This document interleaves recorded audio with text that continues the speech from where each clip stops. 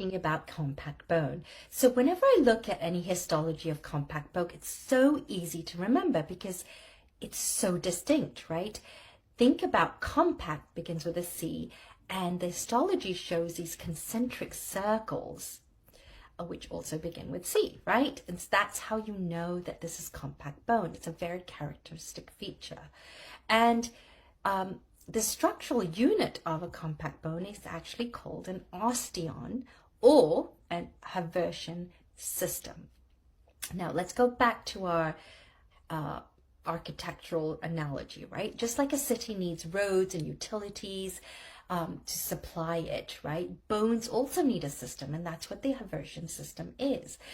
Blood vessels and nerves need to travel through these Haversian canals, or they're like, I don't know, underground subways, I guess, to bring nutrients and remove waste.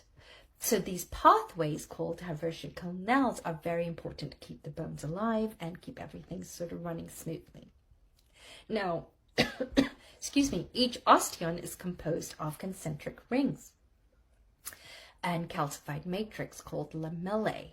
And running down each of these osteons is a central canal or Haversian canal, right, which contains blood vessels, nerves, and lymphatic vessels. Now, these vessels and nerves are very important because obviously they supply the bone. Now, they also tend to have this angling position, and they go through what we call Volkmann's canal or perforating canals.